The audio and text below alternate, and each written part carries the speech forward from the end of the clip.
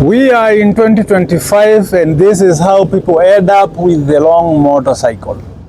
So, today's discussion is about how you can end up buying the wrong bike. Let's get down to business. Buying the wrong motorcycle.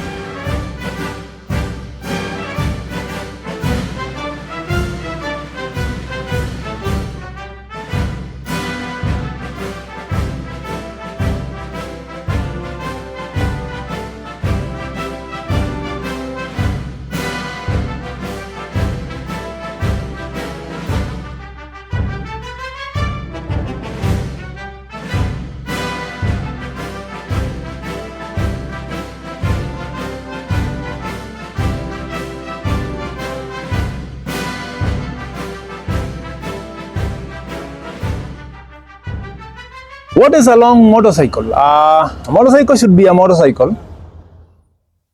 What happens and you end up buying the wrong one? Or how do you tell that you bought the wrong bike?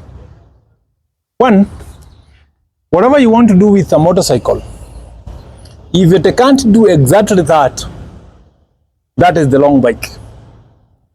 Whatever you wanted to ride your motorcycle to, wherever you wanted to go to, if that bike cannot comfortably take you there, you bought the wrong bike. Definitely you bought the wrong bike. The cost of maintaining a motorcycle, if it goes above what you can afford, you bought the wrong motorcycle. And these are the reasons why sometimes people end up getting into those challenges. One, buying a motorcycle because of peer pressure. You have seen a lot of people, maybe even your friends, have bought a certain brand of motorcycle. And because of peer pressure, you buy yours. Maybe it was a sport bike. There is a new sport bike in the market, very affordable. You end up buying that bike. But on your way home, you want to do some shopping for your family, but you have nowhere to put some luggage. And you start realizing, this bike is not helping me do my daily things. This motorcycle is not helping me do the basic stuff I'm supposed to be doing. Maybe you want to ride with a passenger, but your motorcycle does not have enough space to carry a passenger. You start to realize, whatever I wanted to do with that bike is actually not what the bike is doing. The cost of maintaining this bike is higher than what I can afford. Definitely you bought the wrong bike. Peer pressure is one of the reasons. Second, not doing enough research before you purchase a motorcycle. There is internet these days. I don't even know why you should buy a motorcycle, depending on what the dealership tells you. I really don't see the reason why. There is internet, there is information all over the world. There are reviews from users. There is a lot of information in the internet. You should be able to do some research and get to know that. If you don't do enough research, you tend to buy the motorcycle depending on what someone told you. And maybe a lot of times it is wrong information. If you get that information from the dealership, you can be very sure it is marketing information.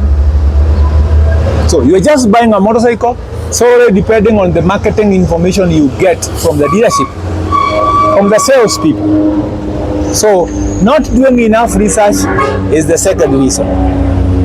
Third reason is just buying a motorcycle because it is popular.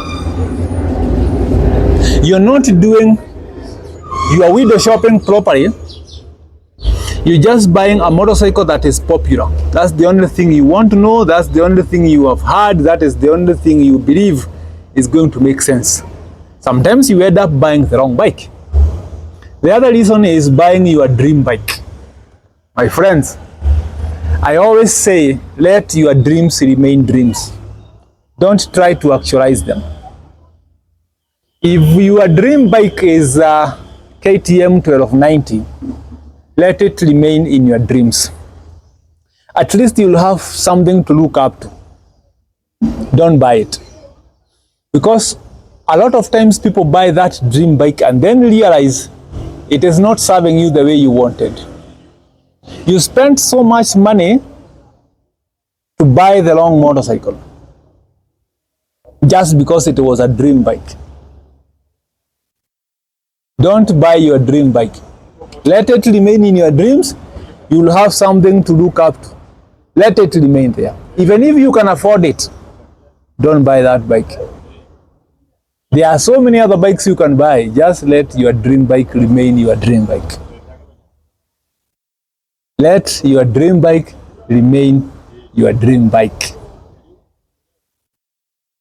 Finally, the reason why people end up buying the wrong bike is buying the only motorcycle you can afford. The only motorcycle you can afford. And by this I mean purchasing a motorcycle as an emergency. You purchase that bike as an emergency. You just decided, I want a bike and I don't care whatever it is. I have $3,000 in me. I have like 400,000 in my account. And I'm going to that dealership. Whatever this money can buy is what I'm taking home. A lot of times you end up buying the wrong bike. And it is a mistake that is very expensive. Because the moment you take it out of the dealership, there is no coming back. You can only sell it as a second hand as long as you ride it for 1 kilometer away from the dealership. And second hand bikes are cheap. So you end up losing a lot of money trying to dispose it the moment you realize it is the wrong bike. So these are some of the reasons why people get frustrated by motorcycles after you buy the wrong bike. You need to do your research. Don't follow peer pressure. Evaluate yourself. What are your interests? If your interests are traveling, get a traveling motorcycle, not a sport bike. Not a town bike, a cafe racer, a scooter, not that one. Get yourself a motorcycle that can take you away from the city. If your interest is thrill for speed, don't buy dual sports, off-road bikes. Go and buy a sport bike, sports touring. You see? If your interest is going off-road, don't buy sport bikes, don't buy cafe racers. Just because they are popular, just because they are affordable, just because it is the only bike you have found that day in the dealership, don't buy that bike. Do your research and find out what and what you have in your local area, in your country, what and what you have that can fit the description of the motorcycle that you want. More than that, hit the subscribe button down here. My name is Meshach, Two Wheels Paradise, always telling you the truth. Real stuff. See you around. I'm out of here. Out of here. Don't buy the wrong bikes. They are stupid.